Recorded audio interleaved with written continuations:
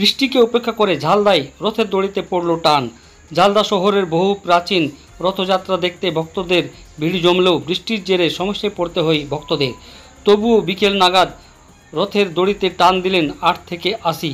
অন্যদিকে বৃষ্টির পূর্বে ঝালদা হাটতলা ময়দানে রথযাত্রা মেলায় মাটির পুতুল ও পাঁপড় ভাজা নিতে ভিড় ছিল চোখে পড়ার মতো।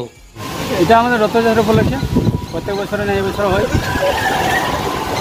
এই মেলার মূল আকর্ষণ কি? মূল আকর্ষণ হলো এই মাটির পুতুল, পাঁপড় ভাজা, কাঁঠাল পাকা, এইসব জিনিস।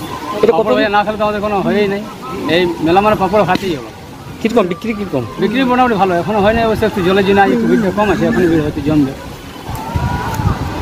এটা প্রতি বছর প্রতি বছর এটা আমাদের মেন রথযাত্রা, মানে মেলা যেটা রথটার যেটা বলা হয়।